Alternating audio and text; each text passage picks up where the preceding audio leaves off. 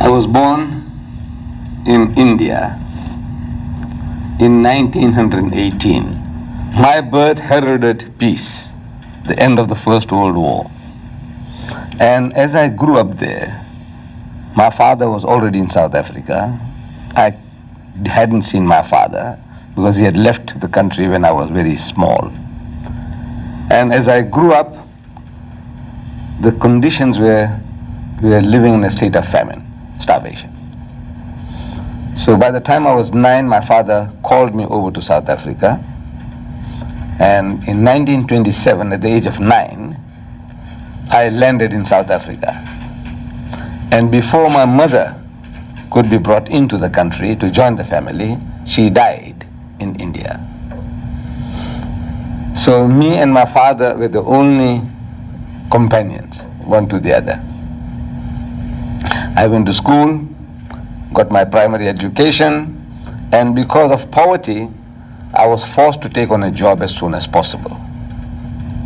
So I started working in a country shop, some 25 miles outside the city of Durban, and across the valley from the shop was a Christian mission.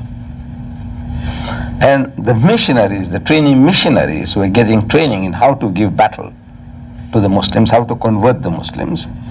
They were coming into the shop to do the usual shopping, buying sugar, salt, rice, flour, things like that. But when they came, they also practiced on me and the other staff what they had learned. They would ask questions like this, putting it to me. He says, you know, your Prophet Muhammad, he had so many wives. I knew nothing about that. He says, you know, your Prophet Muhammad, he copied his Quran from the Jews and the Christians. I knew nothing about that. He said, your Prophet Muhammad, he forced people to accept Islam. That if you don't accept Islam, I'll chop off your head. And he converted the people. I knew nothing about that. The only thing I knew about Islam was that I was a Muslim, and I read the Shahada. We call it the Kalima, the Shahada. And if I met you around that time, I would have asked you, where you come from? So you come from the UAE. Says, what are you?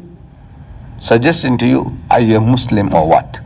So you say, no, I'm a Muslim. So I said, read the Shahada.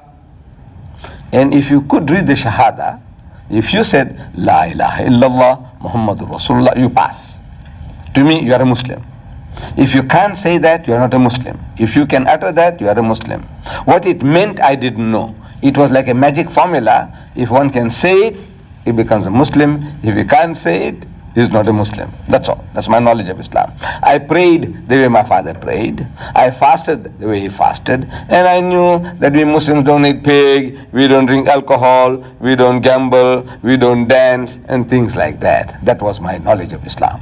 But these people are making life miserable for me. And there was no way out. Either I leave the job and run away, or fight back. But one cannot fight back without knowledge. But Allah is Musabibul Asbab. He is the creator of opportunities. He had created in me a hunger for reading. See, maybe because of that loneliness, me and my father, what could we talk? The only two. We go and eat in a hotel and come and sleep in an apartment, sharing the quarters with other people. What can we talk? Nothing. So somehow I had developed a hunger for reading. I just must read anything, everything. Go to the library, read all the magazines, read all the books. And at one time it was hard for me to find a book which I hadn't read. So I had to keep on going through them. So this I finished. This already I had read. This I had. It was hard for me to find a book in the library which I hadn't browsed through. So this was the hunger that I had. And this hunger of mine led me to find a book called Izharul Haq.